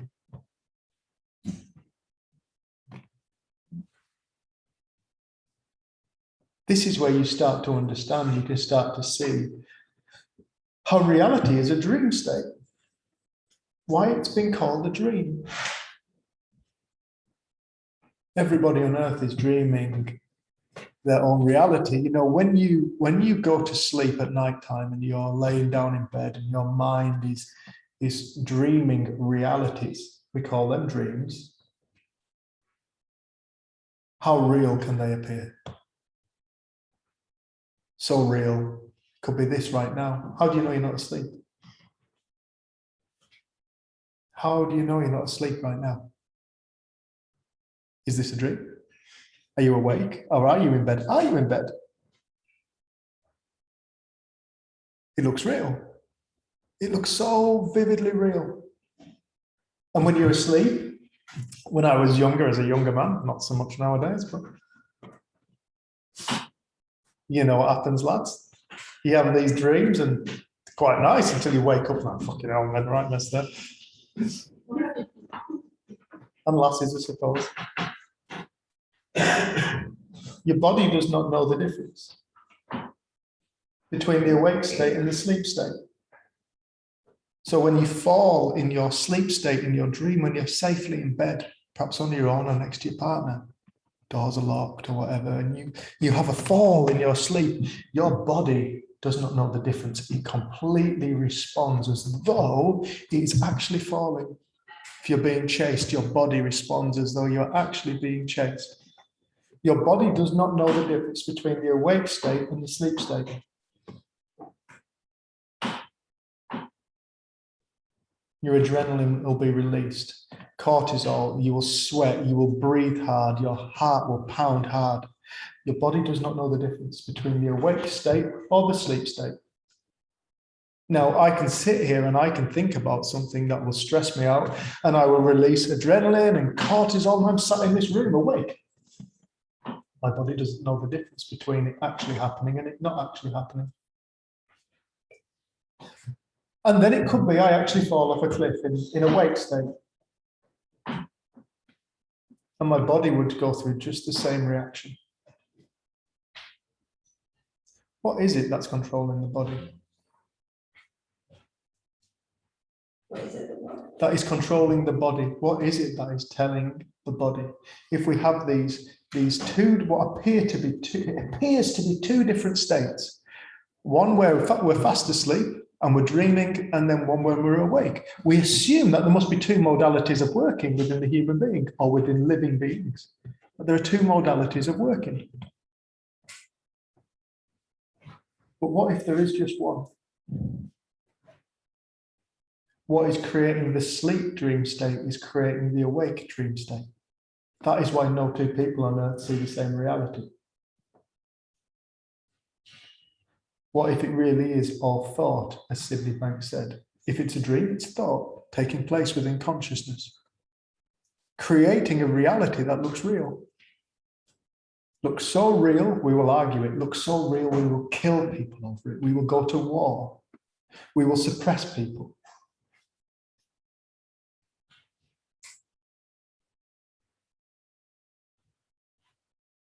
Reality is a tricky little thing. It looks like it's an event outside. It looks like we are victims of our world, of our circumstances, of our futures and our pasts. What people say, what people do, other people's decisions and choices, politics.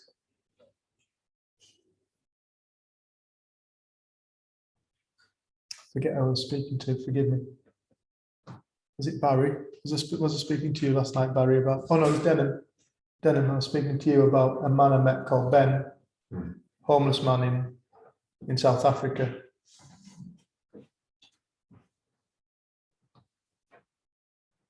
I'd been for a meal with Jen, and we've been working in this charity. And I had some extra food, so I boxed it up and I thought, oh, there's tons of homeless people, I'm just going to find somebody on the street. And then found this man, he sat there like this, he couldn't really walk and he'd had a stroke. It's filthy, tiny little man. And he stunk and he was covered in flies. And my heart went out to this man. Such pity. Oh, how can somebody end up looking like that? Bless him on the streets. And I took this man this food and I sat down and he took it off me and he said, thank you. I said, oh, you're welcome. And then he stopped and he said, may I ask you your name? I said, yeah, you may. I said, my name's Dave. He said, Dave. Dave, may I say, what a beautiful face of God you are. I said, oh, thank you, Ben. I said, and so are you. And he said, I know. Bearing in mind, I could hardly understand what this man was saying. He'd had a stroke. But he said, we are all beautiful faces of God. This man beamed love. He was just pure joy and love. Happiness. Freedom. You had to meet this man to see this in this man. And I got talking to this man and I sat down and he just spoke pure love. There was no, oh, no, life's hard, Dave. You know, I've had a stroke, I'm homeless and in flies and got food and sick down myself. None of that, no victim there. There was just this man sat there talking pure love, just looking around him going, wow, look at this world. Look at the miracle of this world. Look at the miracle of you and look at the miracle of me. And I remember I was telling Denham, this lad came, didn't he? He came wandering back up the street and sat down with him. This was another really gentle, loving man. He was one of the most beautiful looking men I've ever seen. Like they call him coloured, Cape coloured. I've been told off for saying that. That's what they call themselves. I'm not going to do the disrespect of calling them something they don't call themselves. That's what they call themselves. He was a coloured man with bright blue eyes, wasn't he? He was beautiful. Sat down next to Ben. I said, Ben is beautiful. And they said, oh, everybody loves Ben. Ben is very loved. And with that, I took my wallet out. It's time to go on. I had about 60 quid in rand. I had to give it to Ben, and Ben pushed it back. And he said, Dave, do you not see? It's not about money. It's about this. It's about people. It's about us. It's man I pitied. And with that, I got back in the car and I sat down next to you and I just burst into tears. I met a man who you would look at and go, poor bastard. But that man was one of the most peaceful, content human beings I'd ever come across in my life. Totally free. He lived in heaven. It's one of the things that I really heard in this and started to understand as a man a young boy who went to church, heaven and hell. When I heard Sid talk about it, heaven is a state of mind. Hell is a state of mind. Forgive and you'll go to heaven. I was always under the impression heaven was somewhere you went when you died. Hell was somewhere you went when you died, some kind of judgment, some kind of test. And then I started to listen a bit deeper to the words of Jesus and whatnot, and he spoke about the kingdom of heaven exists within the heart of every man, woman, and child. That's what that man was saying 2,000 years ago. The kingdom of heaven, God's kingdom, the creator, lives within the heart of every man, woman, and child. That man had found God. He'd realized God. There are many people who realize God. Where do we realize? Where do we realize anything? We realize it within ourselves.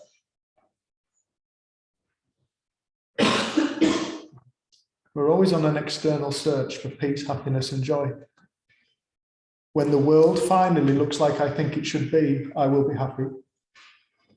When people show up like I think they should behave, then I will be happy. When I have enough money, when I have this partner, when I have that partner, when I've got rid of this partner, I got rid of that partner. When the weather changes, when I have more time, then I'll be happy. Again, we're back to that idea that external, there is such a thing as an external reality and we are subjected to it. But if you really look closely, you will realize you have never experienced an external reality in your life. Not even these words. If there was such a thing as an external reality, would we not all see it? Would there not be a single argument?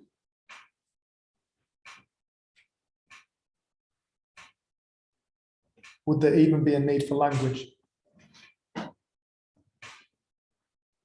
If there was such a thing as a true external reality to which we're all subjected and we're all victims to, would it not mean that there would be nothing to talk about because we would all already just know? Because it would be as it is. The very fact that we have language in itself is evidence of the notion of separate reality. That everybody is living in their own reality. The very fact of language is one reality has developed, that between us we've developed for the way for realities to communicate amongst each other, to let each other know how we're doing, how we're feeling, what we want.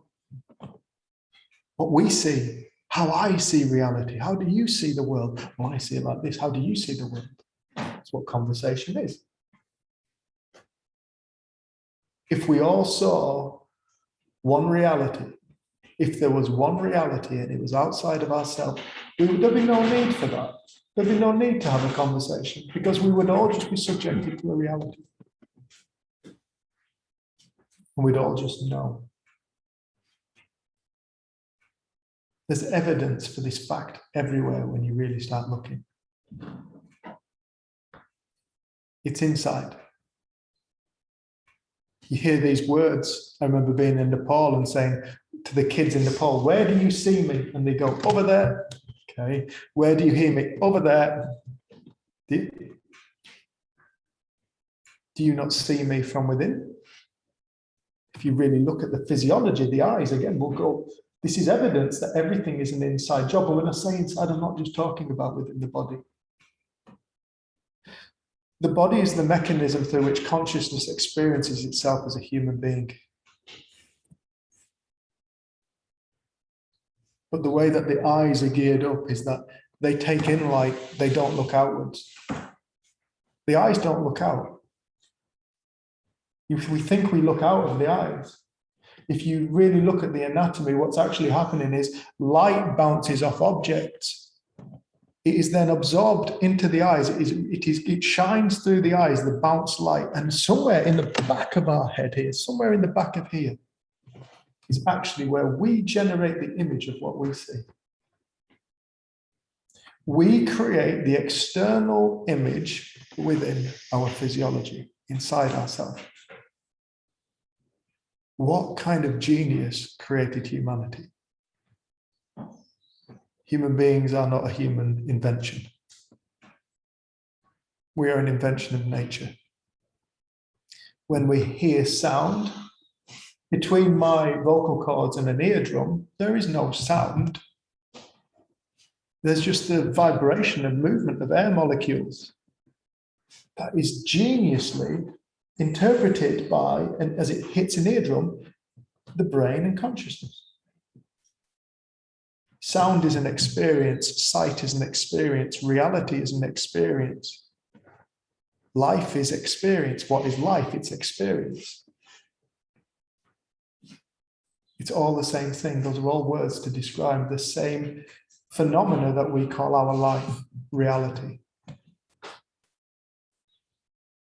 We all see a different world, literally. We are all walking around on different planets. We're all walking around on different realities.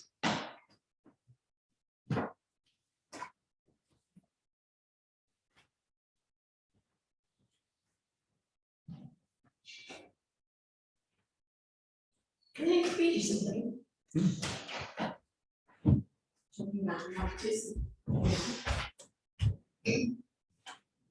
But this is so important for us to start to understand. Because as we start to understand this, there was something came up on the board. Carolyn, I believe finding more acceptance and finding forgiveness. Forgiveness comes with understanding.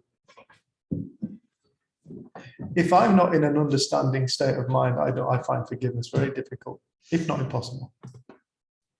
The moment I fall back into understanding how life works, forgiveness is just it's not even a thing. It's just a given. There is nothing to forgive. I don't always see that. But when I fall back and I remember, people do what they do because in their reality it appears real to them and true to them. It makes sense to them. I do what I do because in my reality it appears real to me. It makes sense to me. In that, when we start to become aware of this notion of separate realities, you see nothing that anybody ever does to you is personal. It's not personal. I remember being at a retreat with you and it suddenly hit me. There's those horrible words that nobody wants to hear when they split up. It's not you, it's me. Oh, it's such a cop-out. Don't give me that crap. That's such a cop-out. Actually, there's never more true words spoken. It is never you, it is always them. They create their own reality and it looks real, and I create my own reality and it looks real. And when we start to see that, when we start to become aware of that and the trickiness of reality and how it is such a tricky thing, we're having to have this conversation now. I'm so passionate about this conversation now because I find it such a fascinating subject that I couldn't see this point. When it's so obvious now, it's so obvious. Of course, reality is actually a spiritual event. Thought is spiritual, consciousness is spiritual, mind is spiritual, reality is spiritual.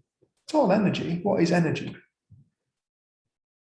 That's what science says. It's all energy. And then we think we know something. Oh, well, we know that matter is made of energy. Okay, great. Okay, so we know that matter is all made of energy. Einstein's E equals mc squared. Energy equals mass. We know it's all energy. Oh, great. Yeah, we know it's all energy. Brilliant. What's energy? What is energy? It's a mystery. What are we? We are a mystery. What is energy? It's a miracle creator. What are we? We are a miracle creator. And when we start to see this, when we start to wake up and realize, literally, everybody's living in their own reality. They are dreaming their own reality and it looks real to them. Forgiveness is far easier to find. And as we forgive, we enter the kingdom of heaven. What is entering the kingdom of heaven? When we fall out of judgment and we find peace. That simple. When we fall out of judgment and we find happiness and joy was already there, the only thing that was actually blocking it was my judgment, my ego, my beliefs. The only thing that separates people from God, if you want to call it God, there is no separation from God, but it's simply a belief. A belief in there is God and there is me. No, there is God and there is an illusion of an ego. And God not being a religious deity, but God being the fundamental, energetic principle of all things. Infinite knowledge, infinite thought, infinite dreamer. You can't know it. The moment we think we know it, we're into a belief. The moment we think we know it, we're into a belief, we're back into the illusion. Mum, do you want to read your thing and then we'll go for lunch? Can I just say one thing? Can I just add something about the forgiveness thing, just before I lunch? I think it kind of fits with what you guys have just been talking about. Oh, right, okay. Right, this is about us as human beings, sort of relevant. Comprised of 84 minerals, 23 elements, 8 gallons of water, spread across 38 trillion cells. You have been built from nothing but the spare parts of the earth. You are consumed according to a set of instructions, hidden in a double helix and small enough to be carried by an egg and a sperm. You recycle butterflies, plants, rocks, streams, firewood, wolf fur and shark's teeth, broken down into their smallest parts and rebuilt into the planet's most complex living thing. You're not living on Earth, you are the Earth.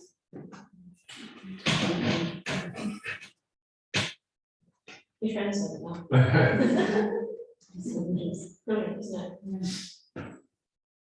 I just wanted to speak to what David was saying about, you just mentioned forgiveness there, and I actually had the most amazing experience of forgiveness that wasn't seeking at all.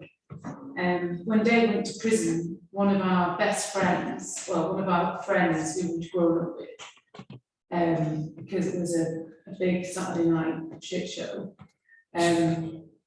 she'd been part of the scenario, she put in a false statement to the police, and which was one of the results of Dave going to prison, because actually some of the information that was actually submitted wasn't true.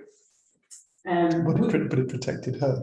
But it protected her. So in order for her to not get into trouble, that was what happened. So when we were sat in this courthouse at the age of 19 and 21, and we got this statement, the barrister came and gave us a statement and went, did you know that? Did you know about this? And we read it and we just saw, I mean, there was a good party that was involved in this situation. We just kind of sat there and like, wow, that didn't happen. All of us were like, that just did not happen. This person was protecting himself. And we'd grown up with this person, we'd known them the whole of our lives, from probably the age of 2 when we went to kids group together. And with that, it resulted in it going from a magistrate's court to a crown court, which was pretty epic for like all our families and our ages. It was like an unbelievable situation.